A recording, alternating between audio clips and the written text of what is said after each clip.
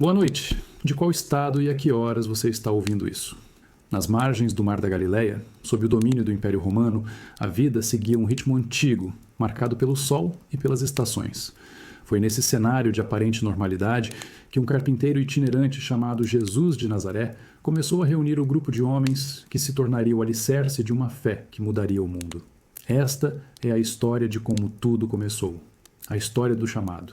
Eles não eram eruditos, nem nobres. Eram homens comuns, de mãos ásperas e preocupações do dia a dia. Havia os irmãos pescadores, Pedro e André, e os outros irmãos, Tiago e João, que viviam do que o mar lhes dava. Havia Mateus, um cobrador de impostos, uma profissão que o tornava um pária, desprezado por seu próprio povo como um colaborador de Roma. E havia até Simão, o Zelote, um homem que pertencia a um grupo de nacionalistas fervorosos que sonhavam com a rebelião armada. Eram homens de mundos diferentes, às vezes opostos, mas o chamado que receberam era o mesmo. Era sempre direto, quase abrupto. Siga-me. E, de alguma forma, essa simples ordem era tão poderosa que eles se levantavam e deixavam tudo para trás. As redes, os barcos, a família, o posto de cobrança. Era uma decisão que não tinha volta. Um mergulho no desconhecido, seguindo um homem que não lhes oferecia segurança nem riqueza. O que ele lhes prometeu, então? A promessa era enigmática e grandiosa. Eles não seriam mais pescadores de peixes, mas se tornariam pescadores de homens. Ou seja, sua nova missão era reunir pessoas para uma mensagem de esperança e de um novo reino. Mas essa promessa vinha com um aviso claro. Jesus não lhes ofereceu tronos ou poder terreno. Pelo contrário, falou de perseguição, de serem odiados, de enfrentarem os mesmos perigos que ele enfrentaria. Eles seriam os 12, um número simbólico que representava as 12 tribos de Israel, como se estivessem no início de uma nova nação. Mas, naquele momento, eles eram apenas um grupo, improvável de seguidores, aprendendo com seu mestre e ainda sem entender completamente o destino que os aguardava. É difícil imaginar o que passava na cabeça daqueles homens. Que tipo de carisma, que tipo de verdade eles viram naquele mestre para abandonar tudo de forma tão radical? Essa primeira decisão, tomada ali nas praias da Galileia, foi a semente de tudo o que viria depois. A glória, a expansão e, para quase todos eles, um fim violento. O medo que fez os apóstolos se trancarem em uma sala em Jerusalém havia se dissipado, substituído por uma convicção que mudaria o curso da história. Após a crucificação e a ressurreição de seu mestre, eles não eram mais apenas seguidores, eram as testemunhas. A missão que receberam em seguida não era de se esconder, mas de se espalhar. E eles sabiam o que isso significava. A ordem final, conhecida como a Grande Comissão, era clara e assustadoramente ambiciosa. Ir e fazer discípulos de todas as nações. Isso não significava pregar nas sinagogas vizinhas. Significava levar sua mensagem para o coração do Império Romano, para as terras distantes da Pérsia, para as misteriosas rotas da Índia e para os desertos da África. Era uma ordem para se dispersar até os confins do mundo conhecido. Mas essa ordem não veio sem um aviso. Jesus havia sido explícito sobre o preço que eles pagariam. Ele lhes disse que seriam como ovelhas no meio de lobos, que seriam perseguidos, presos e odiados por causa de seu nome, que beberiam do mesmo cálice de sofrimento que ele bebeu. Aceitar a missão era, portanto, aceitar a sentença. Cada um deles sabia, no fundo, que estava caminhando para o próprio martírio. Então, segundo a tradição, eles se reuniram uma última vez e dividiram o mundo entre si. Cada um recebeu um território, um destino. Pedro e Paulo iriam para o coração do império, Roma. Tomé, o cético, viajaria para o lugar mais improvável, a Índia. André para a Grécia e as terras ao norte. Bartolomeu para a Armênia. E assim por diante. O mapa do mundo foi traçado com os nomes daqueles homens simples. Eles se despediram, sabendo que provavelmente nunca mais se veriam nesta vida. Não havia como se comunicar. Não havia como pedir ajuda. Cada um estava por conta própria, levando apenas a memória do que viram e a certeza da mensagem que carregavam.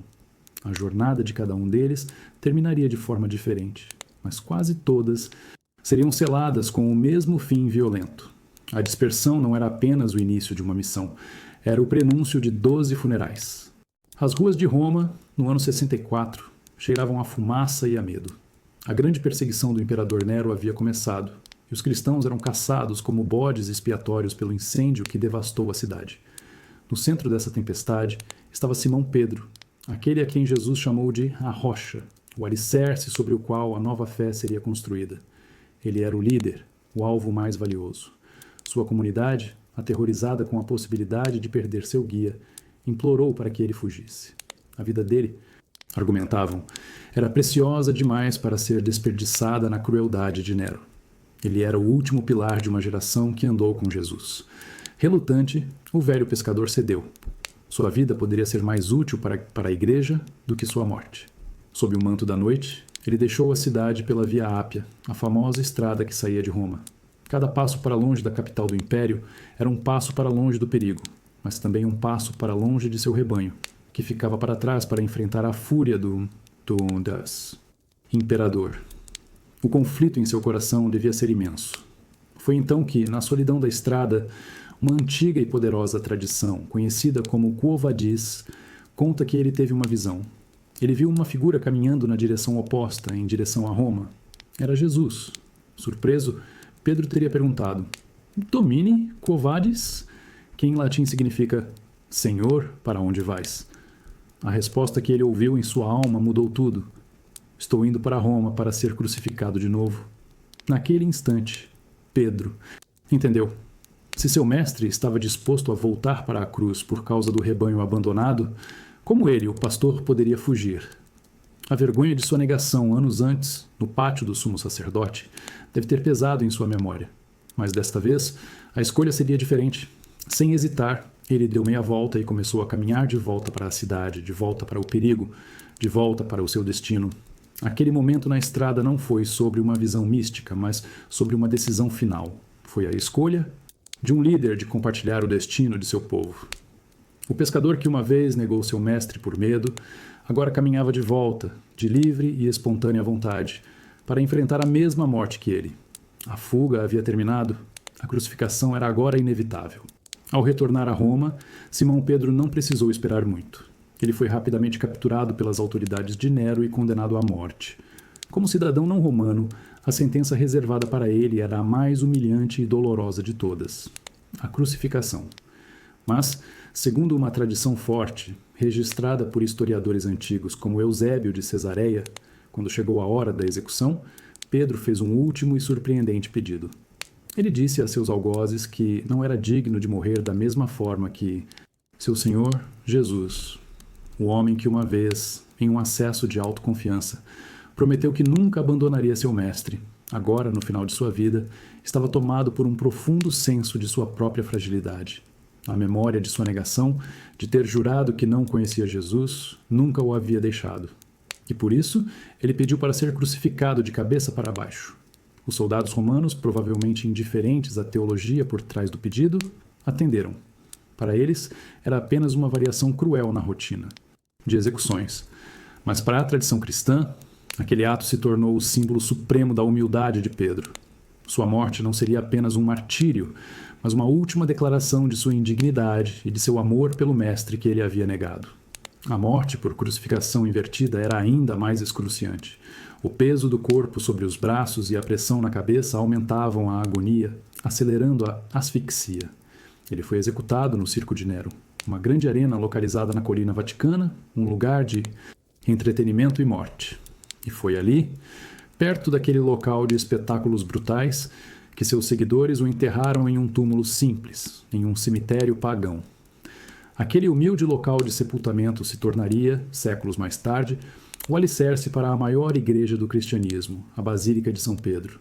A rocha, o homem de impulsos e de negações, mas também de uma lealdade final e comovente, havia encontrado seu descanso final. A jornada de Pedro, do pescador impetuoso ao mártir humilde, é talvez a mais completa de todas. Ele nos mostra que a força de uma liderança não está na perfeição, mas na capacidade de reconhecer as próprias falhas e, no momento decisivo, escolher a coragem em vez do medo. Antes de Pedro, a rocha, houve um primeiro passo. Antes de qualquer milagre famoso, houve uma primeira apresentação. Esse começo tem um nome: André.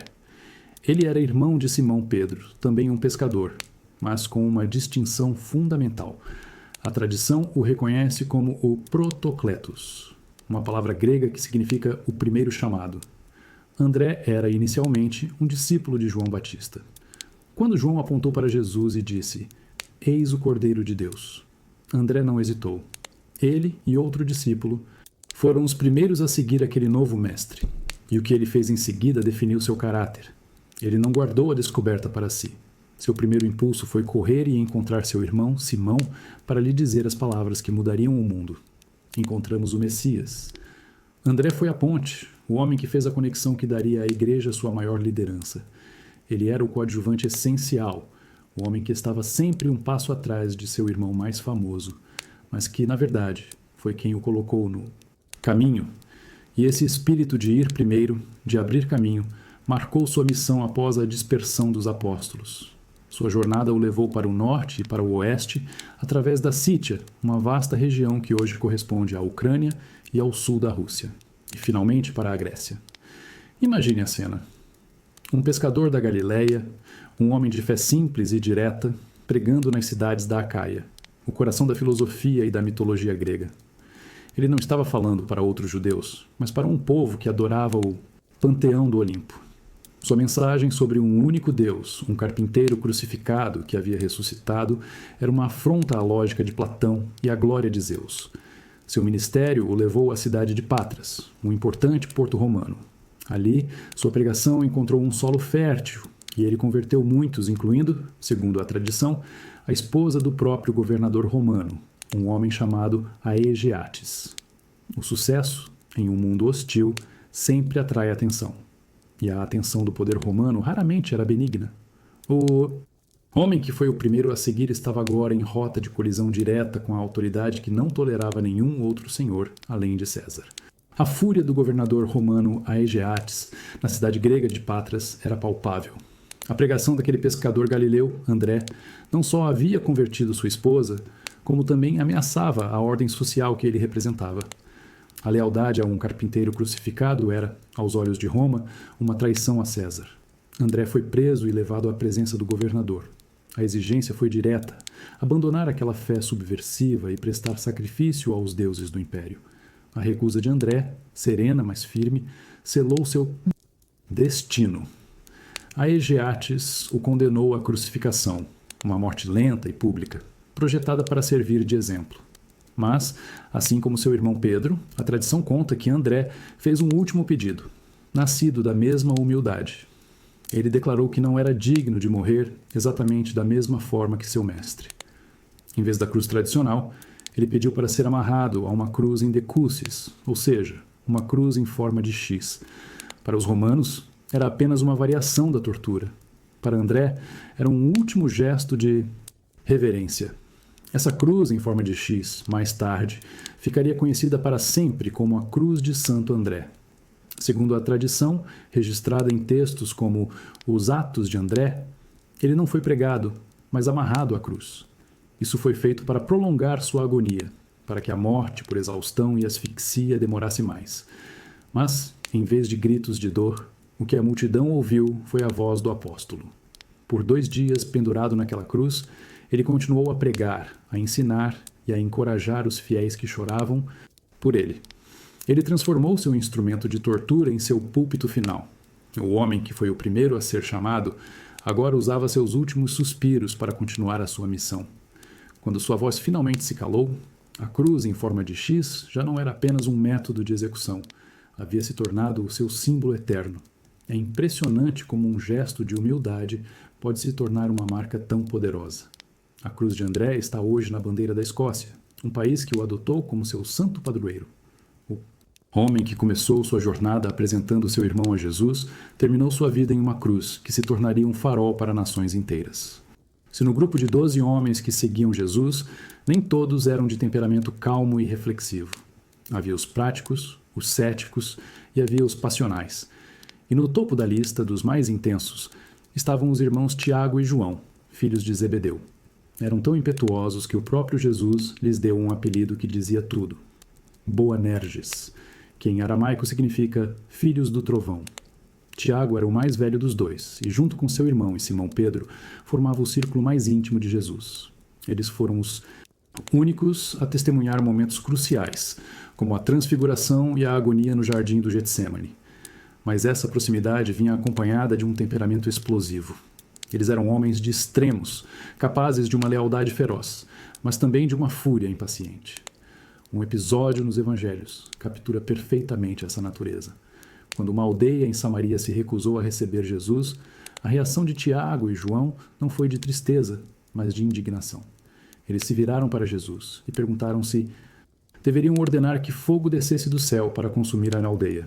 Eles estavam prontos para invocar a ira divina por uma simples rejeição. Jesus, claro, os repreendeu, mostrando que o caminho do seu reino era outro. Em outra ocasião, a ambição deles veio à tona. Os dois irmãos, através de sua mãe, pediram a Jesus os lugares de maior honra em seu futuro reino, um à sua direita e outro à sua esquerda. Foi um pedido audacioso que mostrou que eles ainda não compreendiam a natureza do sacrifício que estava por vir. A resposta de Jesus foi uma profecia. Eles de fato beberiam do cálice que ele iria beber, ou seja, compartilhariam de seu sofrimento. Esse ímpeto, essa paixão sem filtros, não era um defeito a ser eliminado, mas uma energia a ser canalizada. Após a ressurreição, o trovão da fúria de Tiago se transformou no trovão de sua pregação. Ele se tornou um dos líderes mais proeminentes e francos da igreja em Jerusalém. Mas essa mesma ousadia que o tornava um pregador poderoso também o transformava em um alvo perigoso para as autoridades. Seu trovão não passaria despercebido. A ousadia de Tiago, o filho do trovão, não demorou a atrair a atenção do poder. O novo rei da Judéia, Herodes Agripa I, neto de Herodes o Grande, queria agradar tanto as autoridades judaicas quanto Roma. E uma maneira fácil de ganhar popularidade era reprimir o crescente movimento cristão, que era visto com desconfiança por todos. Para dar um exemplo claro, Herodes mirou no topo. Ele mirou em Tiago. Sua morte é uma das poucas mortes de apóstolos que é registrada na própria Bíblia, no livro de Atos. A descrição é curta, fria e brutal. E mandou matar à espada Tiago, irmão de João. Isso aconteceu por volta do ano 44, pouco mais de uma década após a crucificação de Jesus. O filho do trovão se tornou o primeiro dos 12 a morrer pela fé, o primeiro a beber do cálice do sofrimento que Jesus havia profetizado. Não houve crucificação espetacular ou um longo discurso. Foi uma execução política, rápida e eficiente. A morte pela espada, a decapitação, era uma forma de execução reservada aos casos mais sérios de ofensa ao Estado. Tiago foi morto não em uma terra distante, mas em Jerusalém, o coração de sua fé, pelas mãos do poder local, que ele e sua comunidade desafiavam com sua pregação. No entanto, uma tradição posterior, registrada por escritores como Clemente de Alexandria e Eusébio, acrescenta um detalhe comovente a essa história. Disse que o próprio homem que denunciou Tiago às autoridades, ao testemunhar a coragem e a serenidade do apóstolo diante da morte, ficou tão comovido que se converteu ali mesmo. Ele teria confessado sua nova fé e pedido perdão a Tiago, e como resultado foi condenado a morrer junto com ele. Os dois, acusador e acusado, teriam sido levados e decapitados juntos. É uma história que nos mostra o poder de uma convicção inabalável. O trovão de Tiago, que antes pedia fogo do céu, se transformou em uma força silenciosa, mas tão poderosa, que foi capaz de converter seu próprio algoz no último momento. O primeiro a morrer entre os 12 se foi, deixando um silêncio retumbante no lugar de seu trovão. Enquanto seu irmão, Tiago, foi o primeiro dos 12 a cair pela espada, o destino do outro filho do trovão, João, seria o mais longo e, de certa forma, o mais surpreendente de todos. Conhecido como o discípulo a quem Jesus amava, João era um homem de paixão e profundidade, e sua jornada o levaria do círculo íntimo de Jesus até o isolamento de uma ilha-prisão. Após a dispersão, João se tornou uma figura central na igreja de Éfeso, uma das cidades mais importantes do Império Romano. Sua liderança era tão influente que, durante a perseguição do imperador Domiciano no final do primeiro século, ele se tornou um alvo prioritário. Roma precisava silenciar aquela voz poderosa. A tradição, contada por escritores antigos como Tertuliano, diz que tentaram matá-lo em Roma de uma forma terrível, jogando-o em um caldeirão de óleo fervente. Mas, milagrosamente, ele teria saído ileso. Para as autoridades romanas, se a execução falhou, o próximo passo era o exílio. Ele foi condenado a definhar em Patmos, uma ilha rochosa e desolada no mar Egeu, usada pelo Império como uma prisão para criminosos e prisioneiros políticos. O objetivo era que ele morresse esquecido, cortado do mundo e de suas comunidades. Mas o silêncio forçado de Patmos não trouxe o esquecimento. Pelo contrário, trouxe as visões. Na solidão daquela ilha, João recebeu as revelações que se tornariam o último livro do Novo Testamento, o Apocalipse. Roma, ao tentar apagar sua voz, acidentalmente lhe deu o palco para sua obra mais enigmática e duradoura. O exílio, que deveria ser seu fim, acabou se tornando o auge de seu ministério profético. Ele transformou sua cela de prisão em um portal para o céu, escrevendo um livro de esperança codificada para uma igreja que sofria. Aquele que um dia quis invocar fogo do céu agora registrava uma visão celestial que daria força a gerações de cristãos. Ele sobreviveria à perseguição e sua história ainda não havia chegado ao fim. A morte do imperador Domiciano no ano 96 mudou tudo. A onda de perseguição que ele havia iniciado perdeu força e uma anistia geral foi declarada por seu sucessor.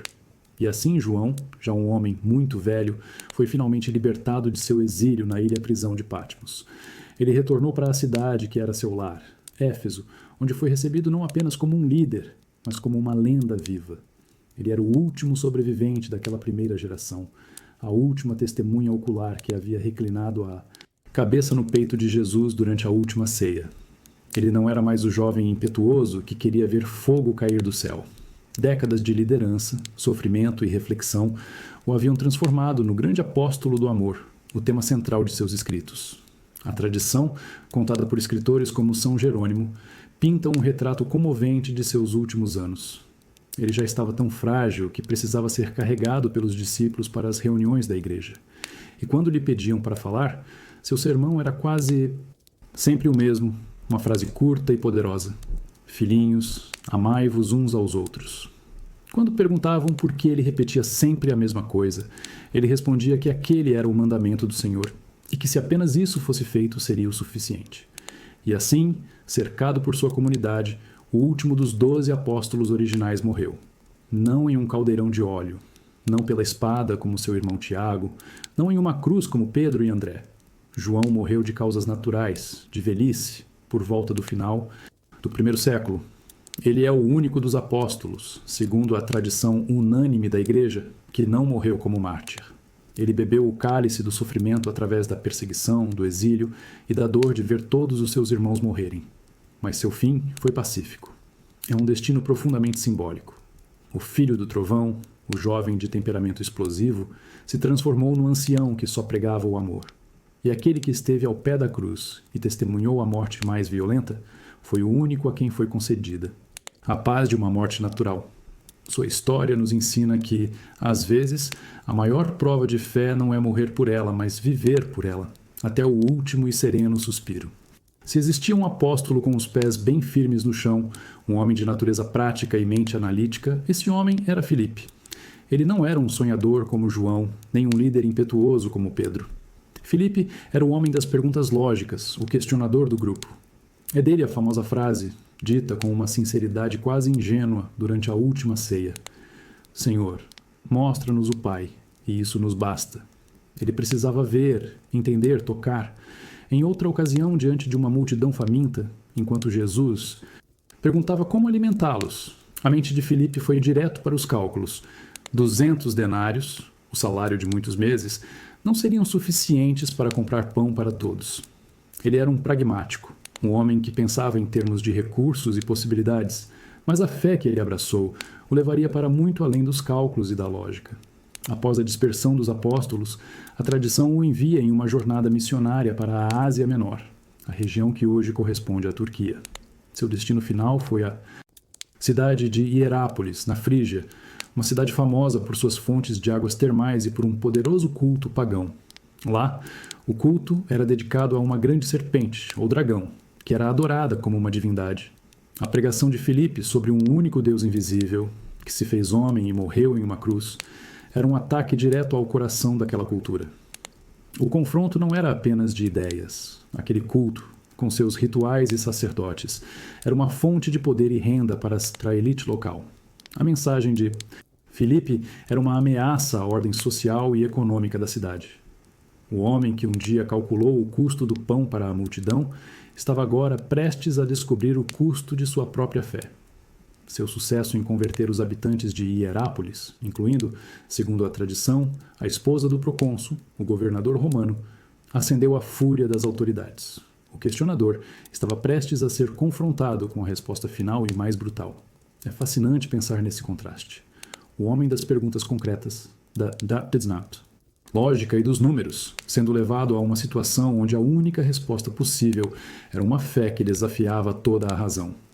Sua jornada nos mostra que, às vezes, a fé não começa com certezas, mas com as perguntas que temos a coragem de fazer.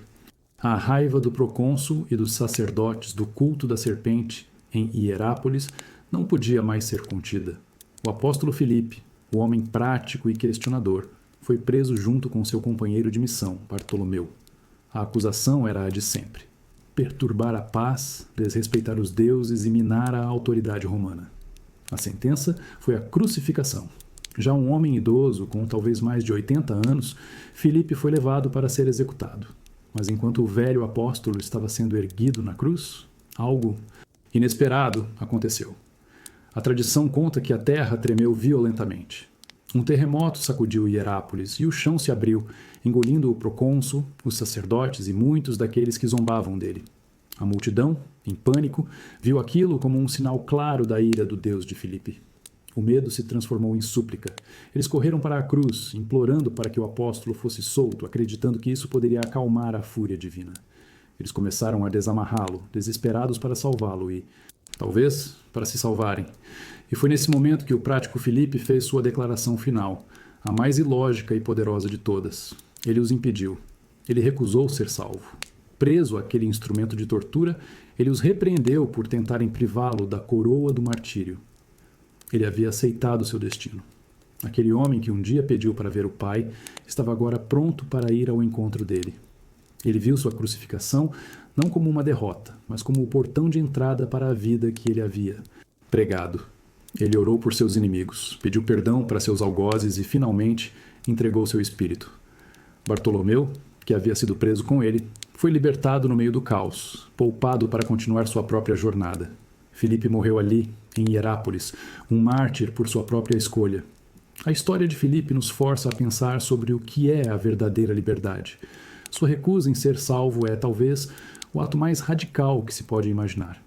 É a declaração de um homem cuja convicção era tão forte que nem a chance de escapar da morte poderia desviá-lo de seu caminho. No fim, a resposta para todas as suas perguntas foi encontrada, não em uma visão, mas em uma cruz. Quando Jesus o viu pela primeira vez, a descrição que ele usou foi inesquecível. Eis um verdadeiro israelita, em quem não há engano. Esse homem era Natanael, mais conhecido por nós como o apóstolo Bartolomeu. Essa honestidade, essa pureza de coração se tornaria a marca de sua vida e, tragicamente, a faísca que acenderia o fogo de sua morte. Essa sinceridade de coração o levou a uma das jornadas mais longas e perigosas de todas. A tradição o coloca em uma missão que o levou para o leste, para as terras da Índia e, de forma ainda mais forte, para a Armênia. Imagine um homem de fé judaica que acreditava em um único Deus, chegando a uma terra de deuses antigos, templos pagãos e rituais que ele nunca tinha visto. Era um mundo completamente diferente. A mensagem de Bartolomeu, simples e direta como ele, começou a ressoar. Ele não desafiava apenas crenças. Ele desafiava estruturas de poder que existiam há séculos. Cada pessoa que ele convertia era um devoto a menos nos templos pagãos, uma oferta a menos nos altares dos deuses locais. Os sacerdotes, que viam sua influência e, claro, suas rendas diminuindo, começaram a enxergá-lo não como um homem santo, mas como um inimigo perigoso.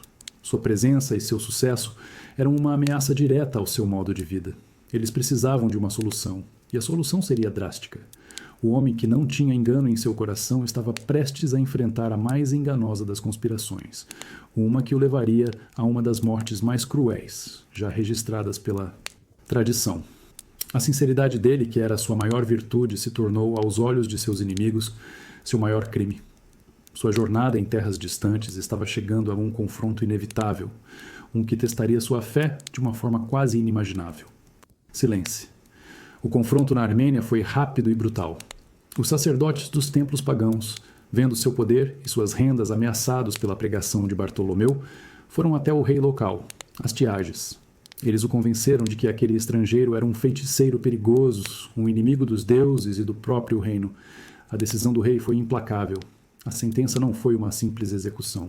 Foi um ato de terror calculado, uma mensagem para quem ousasse seguir aquele caminho. A ordem do rei foi uma das mais cruéis que se pode imaginar. Bartolomeu seria esfolado vivo. É um método de tortura tão bárbaro que a mente tem dificuldade em processar. Significa, literalmente, arrancar a pele do corpo de uma pessoa enquanto ela ainda está viva. Segundo as narrativas tradicionais, o apóstolo foi levado a um lugar público, amarrado e entregue aos carrascos. Enquanto lhe arrancavam a pele com facas, a tradição diz que ele não gritava maldições nem pedia clemência. Ele continuava a pregar, a falar do Deus que o havia levado até ali, transformando sua própria tortura em seu testemunho final e mais terrível. Sua coragem diante de uma dor indescritível teria, segundo a lenda, chocado seus próprios executores. O simbolismo é de uma ironia cruel. O homem que Jesus descreveu como um ser em quem não há engano, um homem puro por dentro, teve sua camada exterior, sua pele violentamente arrancada, como se seus inimigos quisessem, de forma literal, desmascará-lo. Mas, ao fazerem isso, eles apenas revelaram a força inabalável de sua convicção interior. Mesmo após essa tortura inimaginável, seus algozes não haviam terminado. Para garantir sua morte e silenciar sua voz de uma vez por todas, eles o decapitaram.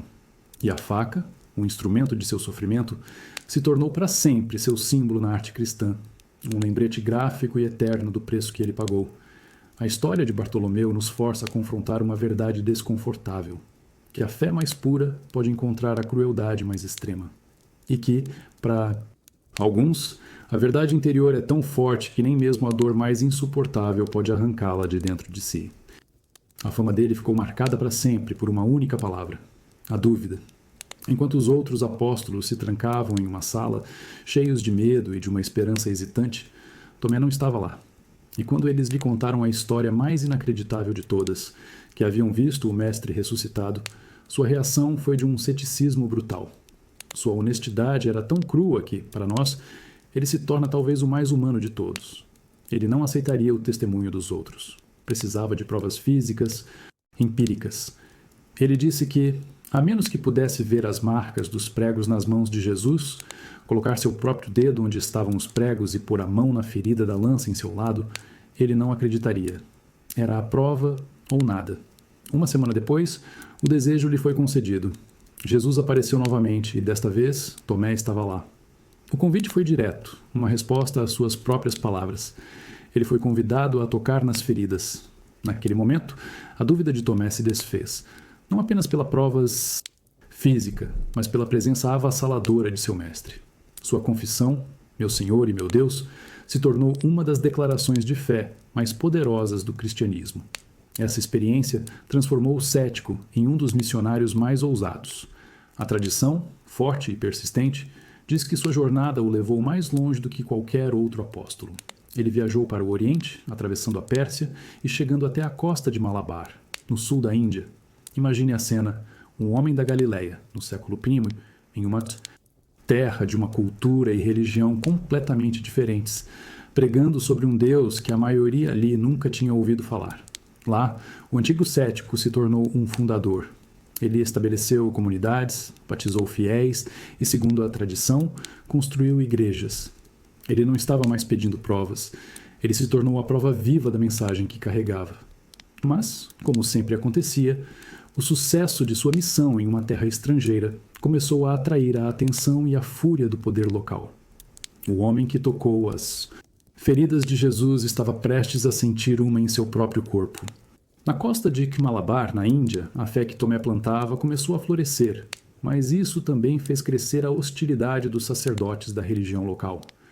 A conversão de muitas pessoas, incluindo, segundo a tradição, alguns membros da nobreza, foi vista como uma ameaça à sua autoridade e às suas tradições milenares. Para eles, Tomé não era um homem de Deus.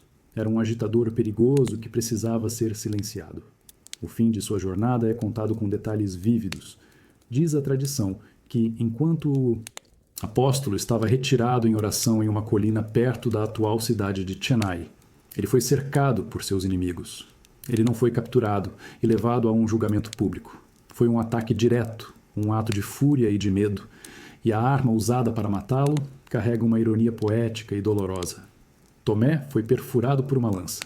O homem que precisou tocar na ferida da lança no corpo de seu mestre para acreditar, agora morria com uma lança atravessando seu próprio corpo. Sua dúvida foi respondida com a prova definitiva de seu próprio sofrimento. Seu ceticismo foi curado para sempre com o seu próprio sangue. A morte de Tomé não apagou sua obra. Pelo contrário, cimentou-a. As comunidades que ele fundou, conhecidas até hoje como os cristãos de São Tomé, sobreviveram por 2 milênios, uma das mais antigas comunidades cristãs do mundo. Elas são um testemunho vivo do legado daquele apóstolo que viajou até os confins da terra. O cético se tornou o fundador de uma fé que resistiria ao tempo.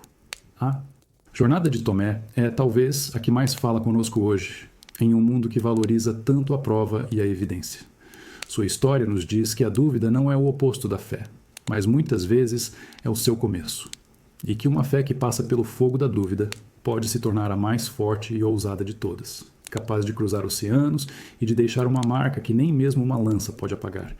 Se entre os 12 homens que seguiram Jesus havia uma história de redenção radical, essa história pertencia a Mateus. Antes de ser um apóstolo, ele era conhecido como Levi, e sua profissão era uma das mais odiadas em toda a Judéia. Ele era um publicano, um cobrador de impostos para o Império Romano. Para entender o que isso significava, é preciso imaginar o cenário. Ele se sentava em sua coletoria, um posto de controle, e cobrava taxas sobre as mercadorias do povo. Mas ele não era apenas um funcionário do governo.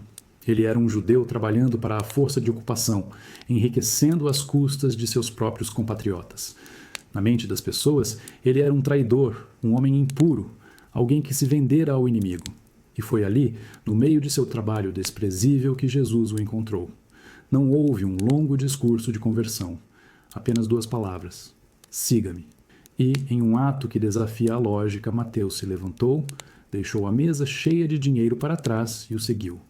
Ele trocou a segurança de sua riqueza pela incerteza de uma vida itinerante, o desprezo de seu povo pela aceitação de um mestre revolucionário.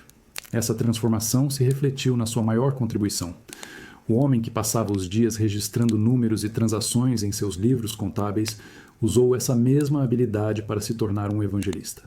A tradição o identifica como o autor do Evangelho de Mateus, um registro meticuloso dos ensinamentos e da vida de Jesus.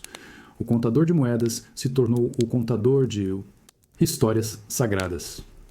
Quando os apóstolos se espalharam pelo mundo, a jornada de Mateus o levou para terras distantes. A tradição mais forte o coloca pregando por mais de uma década na Etiópia. Lá, em um reino africano com suas próprias tradições e crenças, o antigo coletor de impostos se tornou um missionário influente. Seu sucesso, no entanto, o colocaria em rota de colisão direta com o poder. A redenção que ele encontrou seria testada da forma mais brutal possível, quando seus ensinamentos desafiaram a vontade de um rei. Na Etiópia, a influência de Mateus cresceu a ponto de ele confrontar o próprio rei, Hirtakos. O conflito, segundo a tradição, não foi por poder ou política, mas por uma questão de moralidade. O rei desejava se casar com sua própria sobrinha, Ifigênia, que havia se tornado cristã e decidido se dedicar a uma vida de castidade influenciada pelos ensinamentos de Mateus. O apóstolo, sem medo, denunciou publicamente o desejo do rei como um ato imoral. A fúria de Hirtakos foi imediata e implacável. Aquele pregador estrangeiro não havia apenas desrespeitado sua autoridade, mas também frustrado seus planos pessoais. Ele não ordenou a prisão ou um julgamento. Ele queria vingança. O rei enviou um de seus soldados com uma ordem clara: matar o apóstolo. O assassinato aconteceu no lugar mais sagrado para a comunidade que Mateus havia construído, a igreja. Enquanto o apóstolo estava ajoelhado em oração no altar, o soldado entrou e o atacou por trás. A arma usada, segundo as tradições mais comuns, foi uma alabarda, uma espécie de lança longa com uma lâmina de machado na ponta. Com um único golpe, O homem que um dia foi o mais desprezado dos traidores morreu como um mártir, seu sangue manchando o altar que ele mesmo havia erguido. A morte de Mateus é a imagem final e mais poderosa de sua transformação. O homem que antes só se importava com o dinheiro dos impostos morreu defendendo a pureza de uma jovem. O homem que antes servia a um poder opressor, Roma, morreu desafiando o poder corrupto de um rei. O homem que deixou sua mesa de dinheiro para seguir um chamado terminou sua vida no altar de seu Deus. Sua jornada, da coletoria de impostos ao altar do martírio, é uma das mais completas e inspiradoras de todas. Ela nos lembra que o passado de uma pessoa não precisa definir seu futuro, e que até mesmo a vida que parece mais perdida pode ser resgatada e transformada em algo de um valor que nenhuma moeda pode comprar. No grande palco da história dos 12 apóstolos, havia os gigantes como Pedro e João, cujas vozes ecoam com força até hoje. E havia os mais silenciosos, os que trabalharam nas sombras, cuja história é um sussurro difícil de ouvir. Um desses homens era Tiago, filho de Alfeu, muitas vezes chamado pela tradição de Tiago, o Menor. Esse apelido, o Menor, não era para diminuí-lo, era uma forma prática de diferenciá-lo do outro. O apóstolo Tiago, o impetuoso filho do trovão. Tiago, o Menor, era o oposto disso. Ele é uma figura quase fantasma nos evangelhos, um nome em uma lista, uma presença quieta que não deixou para trás grandes discursos ou atos famosos. Ele era a testemunha silenciosa. Quando chegou a hora da grande dispersão, a tradição que tenta resgatar sua memória o envia em uma jornada para o leste. Sua missão o teria levado para a Síria e finalmente para a Pérsia. E ele não foi sozinho. Seu companheiro de viagem era frequentemente Judas Tadeu, formando uma dupla que levaria sua fé para um dos centros de poder religioso mais antigos do mundo. Na Pérsia, eles não enfrentaram o poder militar de Roma, mas algo igualmente formidável: o poder dos magos, os sacerdotes da religião zoroastriana. A fé que Tiago e Judas pregavam sobre um Deus único que se fez homem era uma afronta direta a um sistema de crenças que sustentava a sociedade persa há séculos. Sua mensagem era simples, mas subversiva. O homem, de poucas palavras, a testemunha quieta, estava agora no centro de um conflito inevitável. Sua revolução não era de espadas, mas de ideias, e em um mundo onde as ideias podiam ser mais perigosas que qualquer arma, seu silêncio estava prestes a ser quebrado pela violência. É impressionante como algumas das jornadas mais perigosas são feitas pelos homens mais discretos. A história de Tiago, o Menor, nos lembra que a coragem não precisa de holofotes. Às vezes, ela se manifesta na perseverança, silenciosa de quem cumpre sua missão, longe de casa e sem nenhuma promessa de reconhecimento. A história da morte de Tiago, filho de Alfeu, é uma das mais incertas e confusas entre os 12. O silêncio que o marcou em vida parece ter se estendido até seu fim. Existem diferentes tradições, e elas, por vezes, se misturam com as histórias de outros homens com o mesmo nome, um nome muito comum na época. Uma das tradições mais antigas, embora menos detalhada, diz que ele morreu na cidade persa de Ostracine. Lá, após anos de pregação, sua mensagem teria provocado a ira das autoridades locais. Ele foi preso e, sem muita cerimônia, condenado à forma de execução mais comum para inimigos do Estado, a crucificação. O apóstolo silencioso teria encontrado seu fim de forma semelhante ao de seu mestre. Outra versão de sua morte, no entanto, é ainda mais dramática e, por vezes, confundida com a morte de Tiago, o justo, que era líder da igreja em Jerusalém. Nessa narrativa, ele não teria ido para a Pérsia, mas permanecido na Judéia. Lá, por se recusar a negar sua fé, ele teria sido levado ao pináculo do templo, o ponto mais alto, e jogado lá de cima. A queda, porém, não o teria matado. Ferido e quebrado no chão, ele ainda teria encontrado forças para se ajoelhar e orar por seus executores. Vendo que ele ainda estava vivo, a multidão furiosa o teria apedrejado. E, finalmente, um homem teria lhe dado o golpe de misericórdia com um porrete de pisoeiro, uma ferramenta pesada usada para limpar e engrossar tecidos. Seja na cruz na Pérsia ou apedrejado em Jerusalém, o destino final de Tiago, o Menor, foi o martírio. Ele é a prova de que, para o poder da época, não importava se o apóstolo era um líder proeminente como Pedro ou uma figura discreta como ele. A simples lealdade à mensagem que eles carregavam já era uma ofensa capital. Sua história, envolta em névoa e incerteza, nos deixa com uma reflexão poderosa. Quantos heróis silenciosos existem na história, cujos nomes foram ofuscados pelos mais famosos, mas cujo sacrifício foi igualmente grande? Tiago, o menor, representa todos eles. Homens e mulheres cuja coragem não precisou de um palco para se manifestar, apenas de uma convicção inabalável. Imagine ter que carregar pela vida inteira o mesmo nome do homem mais infame da história. Esse era o fardo de Judas, mas não o Iscariotes, o traidor. Este era Judas Tadeu, também chamado apenas de Tadeu, um homem cuja lealdade seria testada até as últimas consequências. Por séculos, o nome Judas se tornou sinônimo de traição, uma palavra envenenada. E talvez seja por carregar esse nome tão pesado e por ter abraçado uma missão tão difícil que a tradição o transformou no santo das causas impossíveis e desesperadas. Sua própria vida parecia uma causa perdida desde o início. Ele era o homem que precisava constantemente provar que não era o outro. Após a dispersão dos apóstolos, a tradição o envia para uma das jornadas mais desafiadoras. Junto com seu companheiro Simão, o Zelote, ele viajou para o leste, para as terras da Mesopotâmia e da Pérsia. Era um mundo antigo, com religiões profundamente enraizadas e estruturas de poder que não viam com bons olhos a chegada de pregadores estrangeiros. Lá, eles não encontraram um vácuo espiritual. Eles se depararam com o zoroastrismo, uma das religiões mais antigas do mundo, e com seus poderosos sacerdotes, os magos. A mensagem de Judas Tadeu e Simão sobre um único Deus, que se fez homem e morreu por todos, era uma afronta direta a esse sistema. O confronto era inevitável. O homem que escreveu em sua pequena carta para que os fiéis batalhassem diligentemente pela fé estava prestes a travar sua última e mais dura batalha. Ele não lutaria com espadas, mas com palavras e convicção, em uma terra estranha diante de um poder que não tolerava rivais. Sua jornada rumo ao coração da Pérsia era também sua caminhada final rumo ao martírio.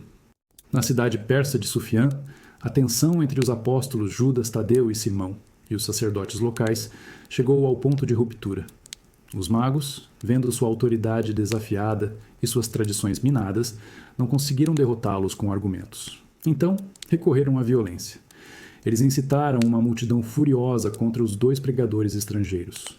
Judas Tadeu e Simão foram capturados e arrastados para a praça pública, onde um julgamento improvisado e hostil foi montado. A exigência era a de sempre: renegar sua fé e se curvar aos deuses locais. A recusa deles, firme e resoluta, foi sua sentença de morte. A tradição sobre o fim de Judas Tadeu é particularmente brutal. Enquanto a multidão o espancava com porretes, um dos carrascos, para selar o ato com uma demonstração final de poder, o executou com um machado. Em outras versões, ele teria sido decapitado. Seja qual for o detalhe, a arma que o matou se tornou seu símbolo eterno. O machado que ele segura nas representações artísticas. Ele morreu ao lado de seu companheiro de missão, Simão, o Zelote, que, segundo a tradição, foi cerrado ao meio. A dupla que viajou junta, pregou junta e desafiou um império religioso junta, agora encontrava um martírio junta. A praça de Sufiã se tornou o palco final de sua lealdade, um ao outro e à sua fé. A história de Judas Tadeu é a redenção de um nome. O homem que carregava o mesmo nome do traidor morreu como o mais leal dos servos. Sua morte não foi uma traição, mas a afirmação suprema de sua fé. E talvez seja por isso que ele se tornou o patrono das causas desesperadas, porque sua própria vida foi uma batalha contra o desespero de um nome infame, uma luta que ele venceu não com poder ou glória, mas com uma lealdade que o levou até o fim. Ele nos mostra que a identidade de uma pessoa não é definida pelo nome que ela carrega, mas pela coragem com que ela vive e, finalmente, morre.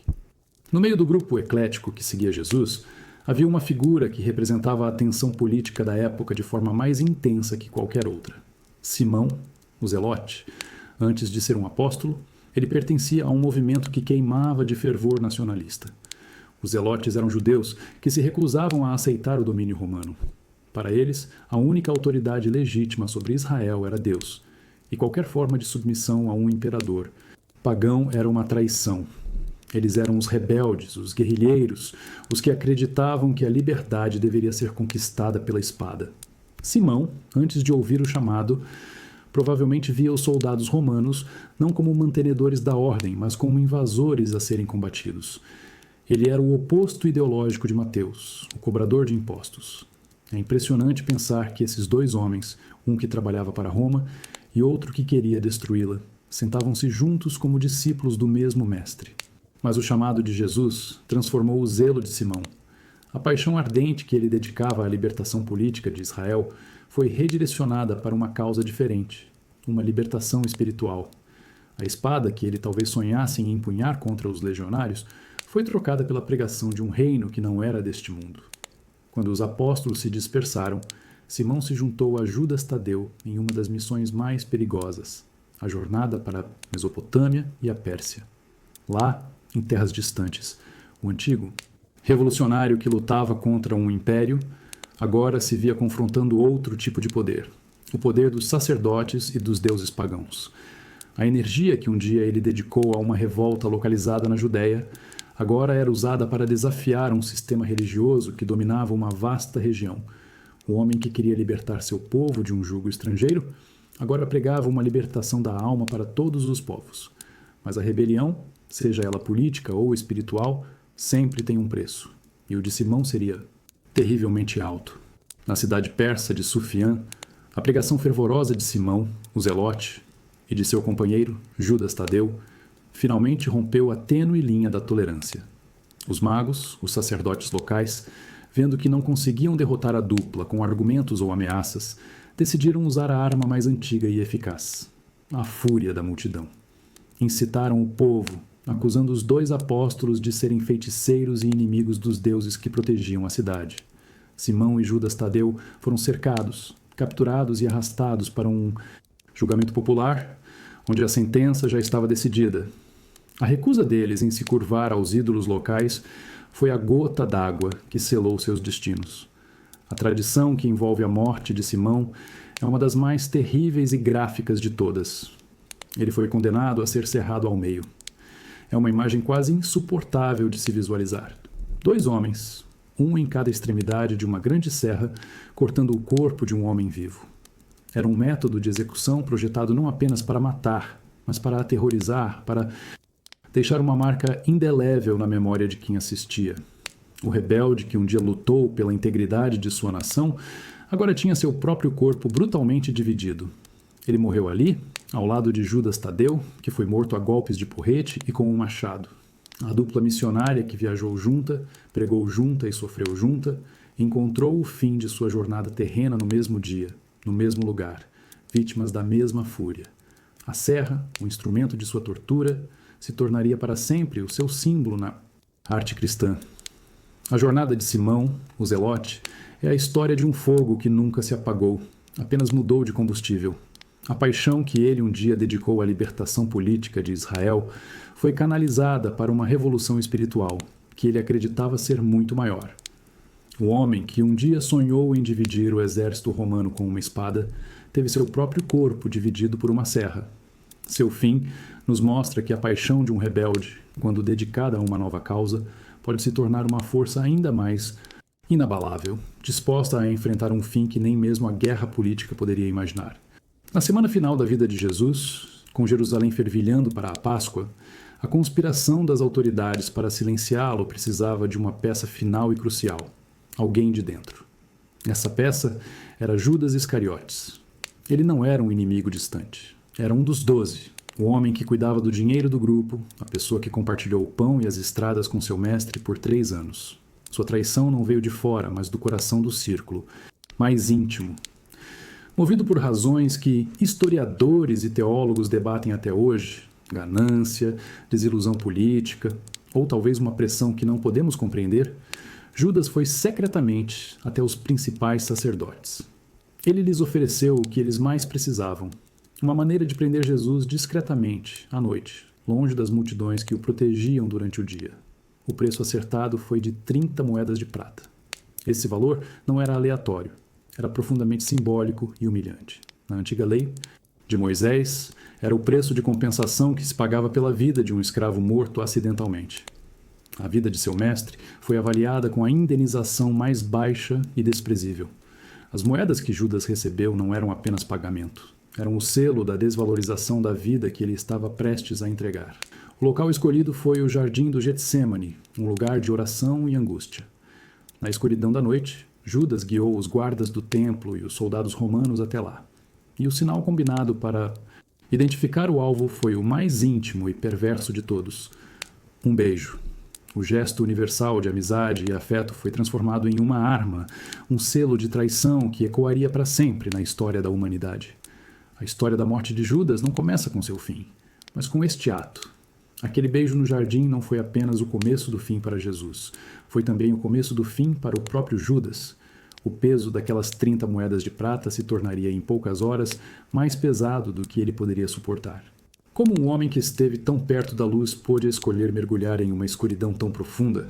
É a pergunta que assombra a sua história. Quando a manhã seguinte chegou, trazendo consigo a certeza da condenação de Jesus, a realidade do que ele havia feito desabou sobre Judas Iscariotes. A traição, que talvez na escuridão da noite parecesse um ato calculado, agora, à luz do dia, se revelava em toda a sua monstruosidade. O peso da culpa foi esmagador. Dominado pelo remorso, Judas voltou correndo para o templo, para os mesmos sacerdotes que o haviam pago.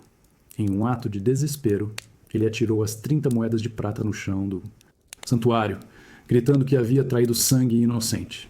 Mas os sacerdotes, frios e calculistas, já não tinham interesse nele. O que ele fez com seu dinheiro ou sua culpa já não era problema deles. Eles haviam conseguido o que queriam. Rejeitado por seus antigos mestres e agora completamente sozinho, Judas saiu do templo com o peso insuportável de seu ato. O que nos leva ao seu fim, que é contado de duas formas diferentes na Bíblia, cada uma com seu próprio horror. O Evangelho de Mateus nos dá a versão mais conhecida. Atormentado pelo desespero, Judas foi e se enforcou. Já o livro de Atos dos Apóstolos, em um relato atribuído a Pedro, pinta um quadro ainda mais gráfico. Diz que, após cair de cabeça para baixo, talvez o galho da árvore tenha quebrado ou a corda arrebentado, seu corpo se abriu no meio e todas as suas entranhas se derramaram. É uma imagem grotesca que reflete a explosão interna da culpa que o consumiu.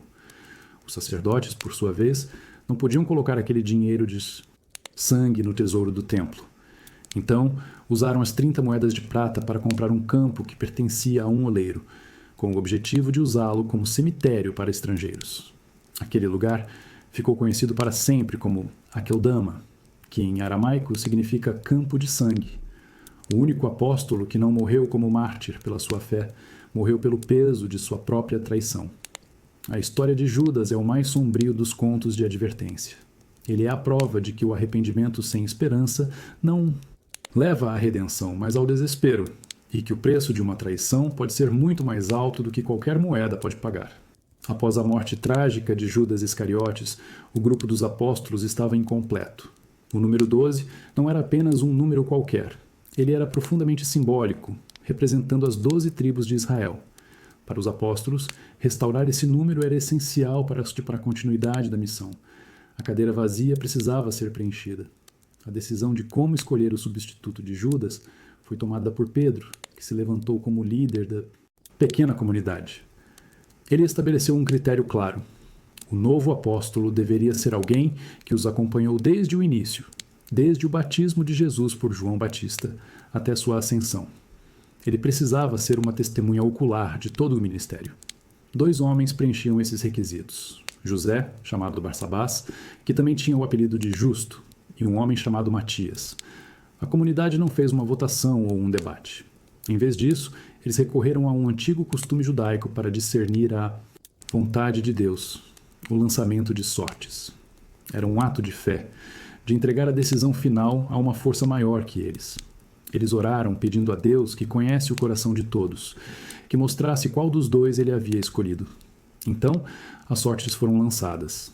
A tradição não diz exatamente como isso foi feito, se foram pedras marcadas ou outro método, mas o resultado foi claro.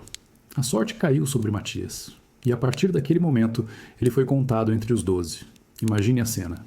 Um homem que, até então, era um seguidor dedicado, mas anônimo, é subitamente elevado à posição mais alta da nova fé. Ele não foi escolhido diretamente por Jesus, como os outros. Sua eleição veio através do acaso, guiado pela fé de seus irmãos. Ele herdou a posição de um traidor, com a enorme responsabilidade de honrar um lugar que havia sido tão terrivelmente manchado.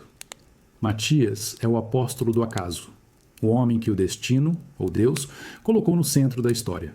Sua jornada, no entanto, não seria menos perigosa ou menos trágica do que a de seus companheiros.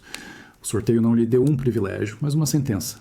A história de Matias, após sua escolha, é, como a de muitos dos apóstolos menores, envolta em névoa. A Bíblia não o menciona novamente, e as tradições sobre seu ministério e sua morte variam. No entanto, uma das narrativas mais fortes e persistentes o coloca enfrentando seu destino não em uma terra distante, mas de volta ao ponto de partida, Jerusalém.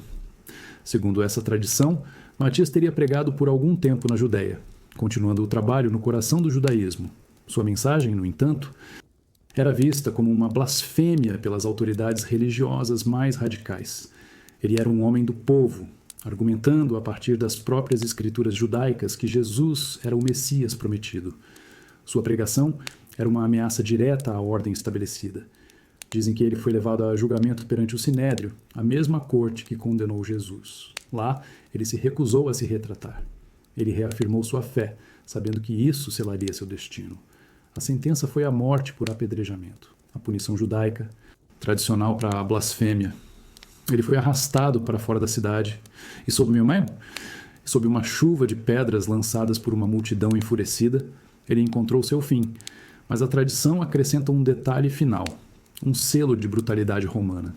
Para garantir que ele estivesse morto e para simbolizar que ele também era um inimigo de Roma, um soldado teria lhe dado o golpe de misericórdia, decapitando seu corpo já sem vida com um machado ou uma alabarda. Aquele ato final, a decapitação, tornou-se o seu símbolo. Nas representações artísticas, Matias é frequentemente mostrado segurando a arma que encerrou sua vida. O homem escolhido por sorte para substituir um traidor provou seu valor não com grandes discursos ou milagres famosos, mas com a lealdade silenciosa que o levou até o fim. A história de Matias é um lembrete poderoso. Às vezes, o destino nos coloca em lugares que não escolhemos, para preencher um espaço deixado por outros, mas o que define nosso legado não é como chegamos lá, mas como honramos a posição que nos foi dada.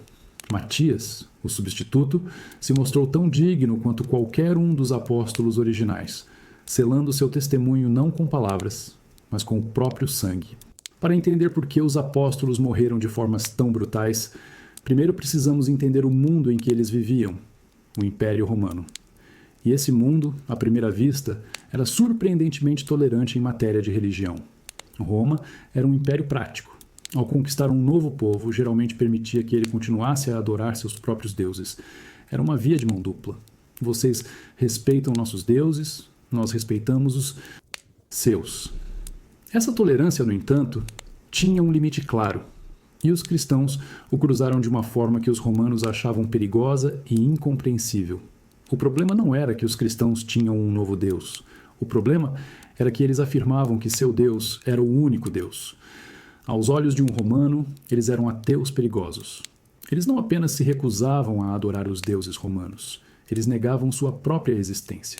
Isso ameaçava o que os romanos chamavam de Pax Deorum, a paz dos deuses, a ideia de que a prosperidade do império dependia de manter todas as divindades felizes. O ponto de maior atrito, no entanto, era o culto ao imperador. Prestar uma pequena homenagem, queimar um pouco de incenso para o gênio ou o espírito divino do imperador, não era apenas uma questão religiosa, era uma declaração de lealdade ao Estado, como saudar a bandeira hoje. A recusa dos cristãos em fazer isso era vista não como piedade, mas como traição. E como eles se reuniam em segredo muitas vezes à noite e em casas particulares, boatos horríveis começaram a se espalhar. Acusações de canibalismo por causa da linguagem da Eucaristia, comer o corpo e beber o sangue, e de incesto, porque se chamavam de irmãos e irmãs. Eram vistos como uma seita antissocial, que odiava a humanidade porque não participava dos festivais públicos e da vida cívica que girava em torno dos templos pagãos. Ser cristão não era apenas adotar uma nova fé, era se retirar da estrutura social e política de Roma. Era, aos olhos do poder, ser um inimigo do sistema. É nesse caldeirão de medo, desconfiança e choque cultural que os apóstolos deram seu testemunho final. No verão do ano 64, um cheiro de pânico e madeira queimada tomou conta de Roma. Por 6 dias e 7 noites, a capital do mundo ardeu em um incêndio devastador, que destruiu bairros inteiros e deixou milhares de desabrigados. Em meio ao caos e à dor, um boato perigoso começou a se espalhar pelas ruas. A de que o próprio imperador Nero havia iniciado o fogo, talvez para limpar o terreno para seu novo e extravagante palácio, a Domus Áurea. Nero precisava de um culpado, e rápido. Ele precisava de um bode expiatório para desviar a fúria do povo, e ele encontrou o alvo perfeito, uma pequena e incompreendida seita religiosa que já era vista com desconfiança pelos romanos. Eram os cristãos. O historiador romano Tácito, que não era um amigo dos cristãos, descreveu com horror a perseguição que se seguiu. Não foi apenas uma série de prisões. Foi um espetáculo de sadismo projetado para entreter e aterrorizar a população. Nero abriu seus jardins para o público assistir às execuções. Alguns cristãos foram cobertos com peles de animais e jogados na arena para serem dilacerados por cães de caça. Outros foram crucificados. E, na mais terrível das crueldades, muitos foram amarrados em postes cobertos de piche e incendiados ao anoitecer, servindo como tochas humanas para iluminar as festas noturnas do imperador. Essa não foi uma perseguição em todo o império. Foi um ato de crueldade localizado em Roma, nascido da necessidade política de um tirano. Mas foi a primeira grande perseguição organizada pelo Estado romano contra os cristãos, e estabeleceu um precedente terrível. Foi no meio desse terror que a tradição diz que os 2 maiores líderes da igreja na época, os apóstolos Pedro e Paulo, foram finalmente presos e executados. A história do incêndio de Roma é um lembrete sombrio de como o poder pode ser cínico. Como um líder, para salvar a própria pele, pode desviar a fúria de uma população para uma minoria. Vulnerável, isso nos faz pensar em como é fácil transformar o medo em ódio e como a busca por um culpado pode, às vezes, ser mais perigosa do que o próprio desastre. Para a maioria das pessoas, a história termina com a morte. Mas para os apóstolos, a morte foi apenas o começo de uma outra jornada, uma jornada silenciosa e póstuma de seus próprios ossos. É a fascinante história das relíquias. No mundo antigo, e especialmente na fé cristã que nascia, o corpo de um mártir não era apenas um cadáver. Era visto como o templo do Espírito Santo, uma ponte física para o sagrado. A palavra relíquia vem do latim e significa simplesmente restos. Podia ser um fragmento de osso, um pedaço da roupa que a pessoa usava, ou até mesmo os instrumentos de sua tortura. Eram tesouros de um valor inestimável. Durante as perseguições, os corpos dos mártires eram recolhidos secretamente pelos fiéis, às vezes com grande risco, e enterrados em locais escondidos. Quando a perseguição acabou e o cristianismo se tornou a religião do império, esses túmulos humildes se tornaram os lugares mais sagrados do mundo cristão. Eles eram o coração das novas comunidades. E como qualquer tesouro, as relíquias eram cobiçadas, protegidas, escondidas e, por vezes, até roubadas. A jornada dos restos mortais dos apóstolos é uma saga por si só. A tradição de que o corpo de Tiago Maior foi levado de barco da Judéia para a Espanha, por exemplo, deu origem a uma das maiores rotas de peregrinação do mundo, o Caminho de Santiago. Os ossos de André teriam sido levados de Patras, na Grécia, para Constantinopla e depois para a Itália e Escócia. Onde quer que os restos de um apóstolo estivessem, ou se acreditava que estivessem, uma grande igreja era erguida. O túmulo de Pedro, um simples enterro em um cemitério na colina vaticana, se tornou o alicerce sobre o qual foi construída a maior basílica da cristandade. O túmulo de Tomé, na Índia, se tornou o centro de uma fé que dura 2000 anos. Essa veneração, que pode parecer estranha para nós hoje, nasce de um desejo profundamente humano, o de tornar a fé tangível. Em um mundo sem fotografias ou vídeos, a relíquia era o elo físico mais próximo com os heróis da fé. Era a prova de que essa história não era apenas uma ideia, mas algo que aconteceu em um lugar real, com pessoas reais, deixando para trás um eco físico que se podia de alguma forma tocar. A jornada dos ossos dos apóstolos criou alguns dos lugares mais sagrados do mundo, de Roma à Índia, da Espanha à Turquia. Mas uma pergunta, feita pela ciência e pela história moderna, inevitavelmente paira sobre esses locais. Eles são autênticos? Podemos realmente ter certeza de que os ossos venerados na Basílica de São Pedro são, de fato, os de Pedro? Para um historiador, a resposta é extremamente complexa. A trilha de evidências, muitas vezes, é fria e cheia de lacunas.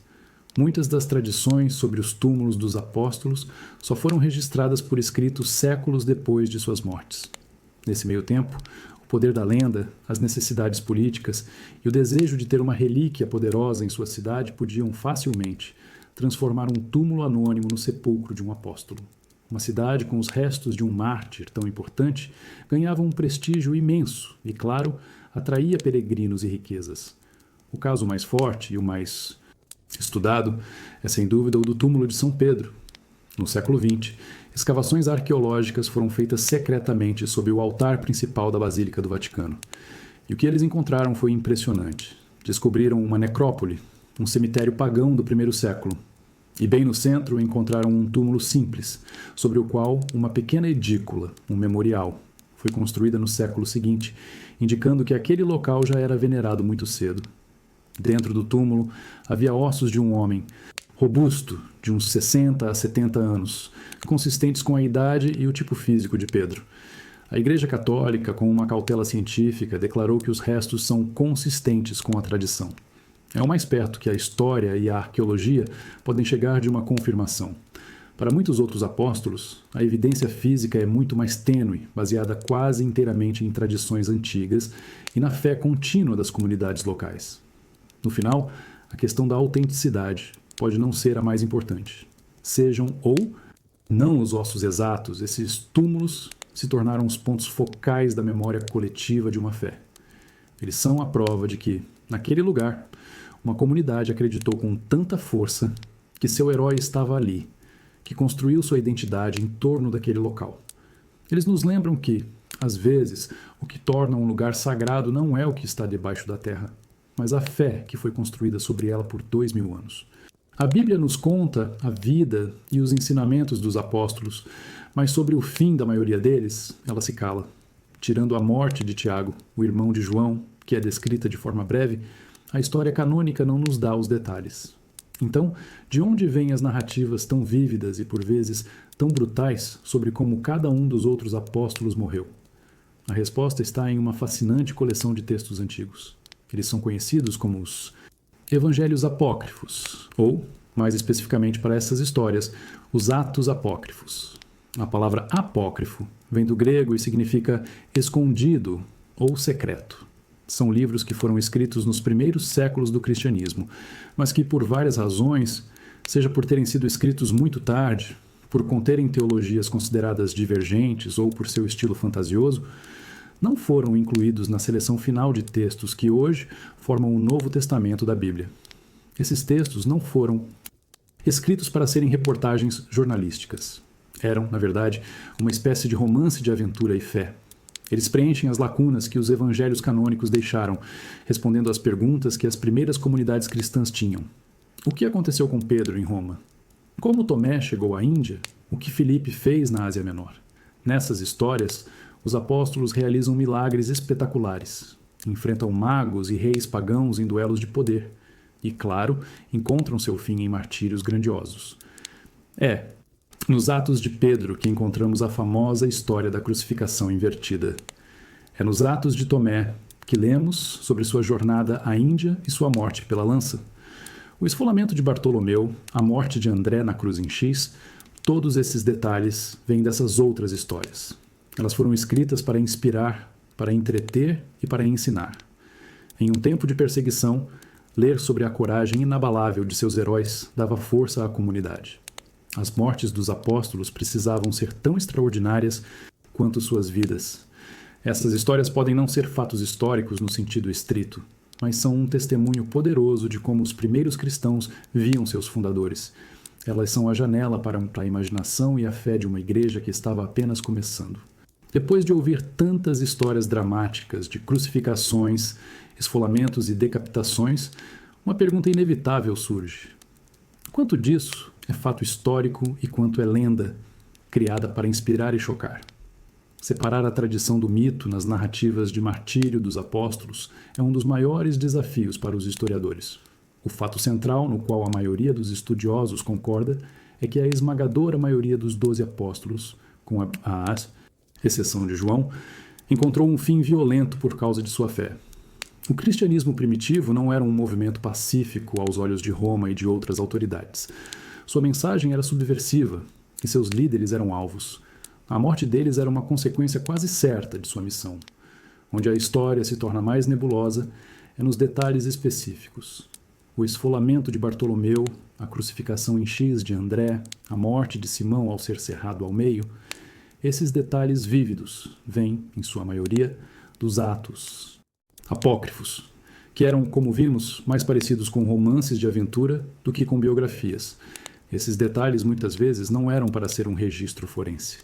Eles eram símbolos. Pense nisso. A morte de Tomé por uma lança ecoa sua dúvida sobre a ferida da lança em Jesus. A crucificação invertida de Pedro é o símbolo perfeito de sua humildade final.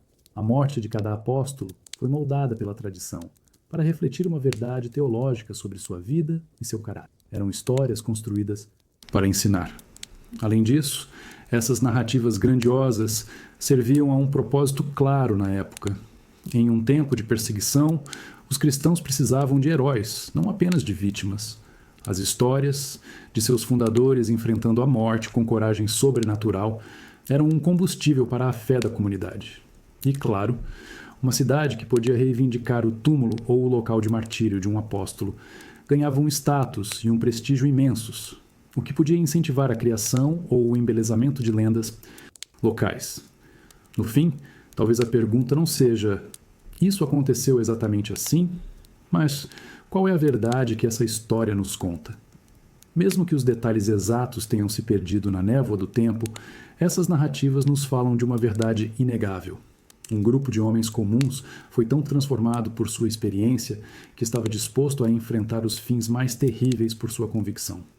E essa, talvez, seja a parte mais histórica e mais poderosa de todas. O plano das autoridades romanas e locais era simples. Para acabar com o cristianismo, era preciso cortar a cabeça do movimento, eliminando seus líderes originais. Mas o que eles não previram é que cada execução, em vez de ser um ponto final, se tornava um ponto de exclamação. A morte dos apóstolos, paradoxalmente, foi o que mais fortaleceu a fé que eles pregavam. Pense no impacto de uma execução pública.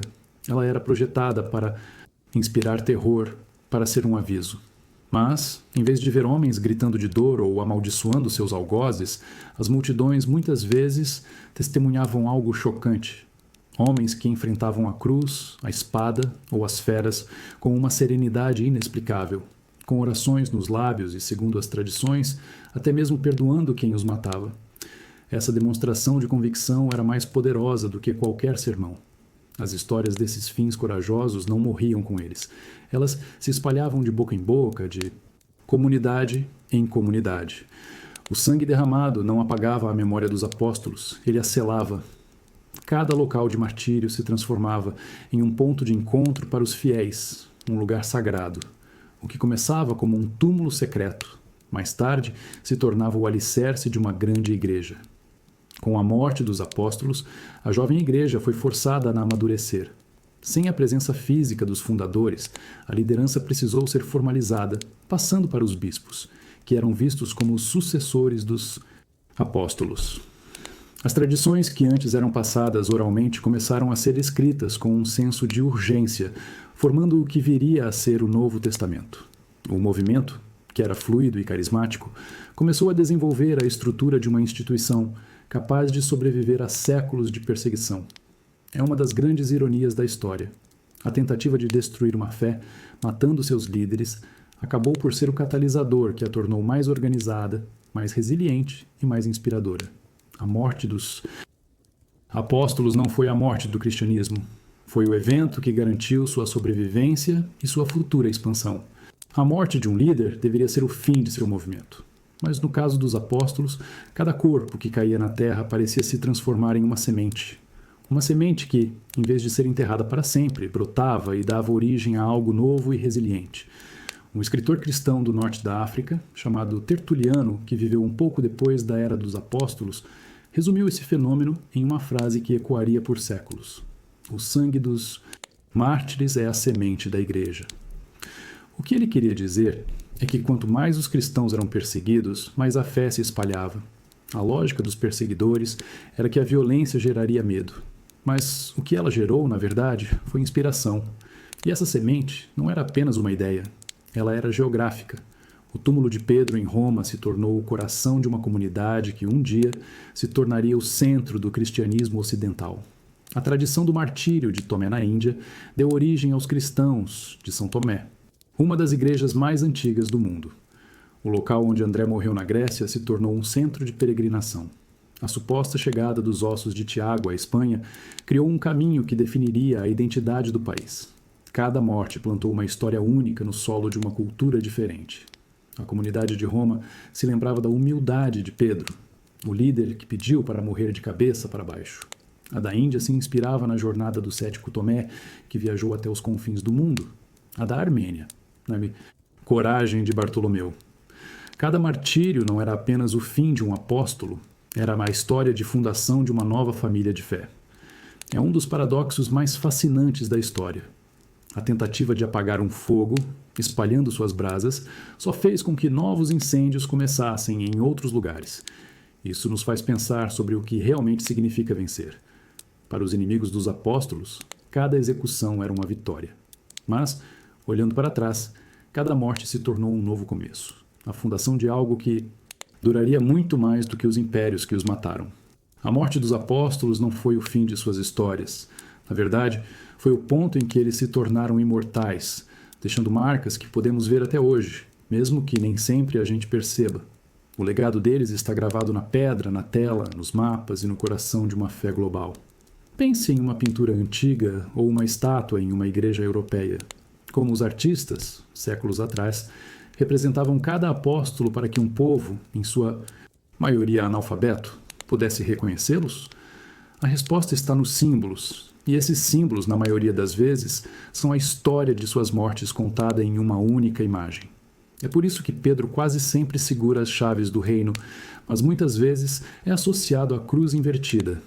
André é identificado pela cruz em forma de X. Bartolomeu, de forma chocante, é retratado segurando a faca que lhe tirou a pele. Judas Tadeu, com o machado que o matou. A arte transformou os instrumentos de tortura em carteiras de identidade, lembretes visuais da coragem final de cada um. Mas a influência deles vai além da arte. Eles se tornaram símbolos de nações inteiras. Tiago Maior, o filho do trovão, se tornou Santiago, o padroeiro da Espanha. E seu suposto túmulo em Compostela criou a mais famosa rota de peregrinação da Europa. André, com sua cruz em X, se tornou o padroeiro da Escócia e da Rússia. Pedro, claro, está para sempre ligado a Roma e ao coração da Igreja Católica. E, obviamente, o legado mais profundo está na própria fé. Seus nomes batizam incontáveis igrejas e catedrais em todos os continentes. De São Pedro, no Vaticano, a uma pequena capela de São Judas Tadeu, no interior do Brasil, seus nomes se tornaram sinônimos de esperança, intercessão e comunidade. Eles não são apenas figuras de um livro antigo. São parte da paisagem espiritual e cultural do mundo. É impressionante pensar que as histórias de 12 homens da Galileia, homens que viveram e morreram de forma tão brutal, conseguiram viajar tão longe e se enraizar tão profundamente na cultura mundial. O legado deles nos mostra que uma vida, por mais simples que seja seu começo, pode deixar um eco que se recusa a desaparecer. A transformação dos 12 apóstolos, de homens simples da Galileia a ícones globais, é uma das jornadas mais improváveis da história. Eles não eram reis, generais ou filósofos. Eram pescadores, um cobrador de impostos, um nacionalista fervoroso, homens comuns tirados de vidas comuns. Como então esse grupo tão heterogêneo alcançou um status que imperadores e pensadores da época jamais sonharam? A resposta não está apenas no que eles fizeram em vida, mas fundamentalmente em como eles morreram. A morte de cada um foi o selo final de autenticidade em seu testemunho. Eles não pediram para seus seguidores morrerem por uma ideia que eles mesmos não estavam dispostos a defender com a própria vida. Essa disposição para enfrentar a tortura e a execução por algo que afirmavam ter visto com os próprios olhos foi o argumento mais poderoso que eles poderiam ter apresentado. Mas há outro fator, talvez igualmente importante: a humanidade deles. Se os apóstolos fossem retratados como super-heróis perfeitos, sem falhas, sua história talvez não tivesse o mesmo poder. Mas eles não eram. Pedro, a rocha, negou seu mestre por medo. Tomé, o missionário da Índia, duvidou até ver. Tiago e João, os filhos do trovão, buscaram poder e glória para si mesmos. Eles não eram estátuas de mármore. Eram pessoas reais, com medos, dúvidas e ambições muito humanas. E é justamente a transformação deles, de homens falhos a mártires corajosos, que os torna tão acessíveis e inspiradores. A jornada deles nos diz que a santidade ou a grandeza não está na ausência de fraquezas, mas na capacidade de superá-las por algo em que se acredita profundamente. No final, a jornada de pescadores a símbolos globais é a história definitiva sobre o poder da convicção. Eles são o testemunho duradouro de que vidas comuns, quando tocadas por uma convicção extraordinária, podem deixar um legado que atravessa milênios, muito depois que os nomes dos reis e imperadores que os mataram se tornaram apenas notas de rodapé na história. Ao longo de nossa jornada, traçamos um mapa de fins violentos da cruz em Roma à lança na Índia. E no final de tudo, uma pergunta fica no ar. Por quê? O que leva homens comuns a escolherem a morte mais terrível em vez de simplesmente dizerem não? A resposta mais curta e mais poderosa é uma única palavra: convicção. Mas não se tratava de uma convicção qualquer. Os apóstolos não morreram por uma filosofia ou uma ideia abstrata. Eles morreram porque afirmavam ser testemunhas oculares de algo impossível: a ressurreição de seu mestre. Para eles, não era uma questão de eu acho ou eu sinto. Era uma questão de eu vi, eu ouvi, eu toquei. Sua fé não era baseada em um relato de segunda mão. Era baseada em uma experiência que eles juravam ser real. Essa convicção se torna ainda mais impressionante quando lembramos quem eles eram antes. Eram homens que fugiram quando Jesus foi preso. Pedro, o futuro líder, negou conhecê-lo. 3 vezes por medo de uma simples serva. Tomé se recusou a acreditar no testemunho de todos os seus amigos. Eles não eram super-heróis imunes ao medo ou à dúvida. Eram pessoas falhas, que passaram por uma transformação radical. Muitas pessoas na história morreram por suas crenças. Mas os apóstolos estavam em uma posição única e crucial. Eles estavam lá. Eles sabiam se a história do túmulo vazio era uma invenção ou a verdade. É uma coisa morrer por uma mentira que você acredita ser verdade.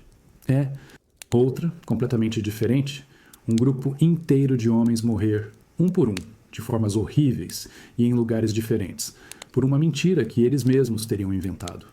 A lógica humana simplesmente não sustenta essa ideia. E é aqui que a história deles nos deixa com uma reflexão profunda. Ela nos obriga a olhar para essa natureza da crença e da prova. Independentemente do que você acredita sobre o que aconteceu na Judéia há 2000 anos, a morte dos apóstolos nos confronta com o poder de uma convicção capaz de superar o medo mais fundamental de todos, e nos deixa com uma pergunta silenciosa: o que, em nossa própria vida, nós acreditamos com tamanha certeza? E assim, chegamos ao fim da nossa jornada. Traçamos um mapa de destinos que se espalharam de Roma à Índia, da Grécia à Etiópia. Vimos pescadores, um cobrador de impostos e um rebelde nacionalista, todos encontrando fins que testam os limites da nossa imaginação. A pergunta que fica, depois de tudo, é o que essa coleção de histórias trágicas realmente significa. A relevância da jornada dos apóstolos, hoje, não está apenas na dimensão religiosa. É uma história profundamente humana sobre transformação e o poder da convicção. Eles não eram homens extraordinários desde o início. Eram falhos, cheios de dúvidas e medos, como qualquer um de nós. Pedro, que se tornaria a rocha, fraquejou por medo. Tomé, que se tornaria um missionário ousado, exigiu provas físicas. Eles não deixaram para trás castelos ou tesouros. O legado deles foi uma ideia, uma fé que eles personificaram até as últimas consequências. E é aqui que a história deles se torna um paradoxo fascinante. Os impérios que os mataram com toda a sua força militar e poder político desmoronaram e se tornaram pó. Mas a mensagem daqueles 12 homens simples, que não tinham nada além de sua convicção, não só sobreviveu, como floresceu e se espalhou pelo mundo. Independentemente de nossas crenças pessoais, a história dos apóstolos nos obriga a confrontar uma verdade universal: a de que um pequeno grupo de pessoas comuns, movido por uma convicção extraordinária, pode, de fato, mudar o curso da história. Eles são um testemunho duradouro do espírito humano, da capacidade de encontrar um propósito tão grande que o medo da morte se torna secundário. No final, a história de como os apóstolos morreram é menos sobre o fim e mais sobre o começo. O fim de cada um deles não foi uma conclusão, mas uma introdução para uma nova comunidade, uma nova nação, uma nova forma de ver o mundo. A jornada deles nos mostra que o fim de uma vida pode ser, na verdade, o começo de uma história que nunca termina.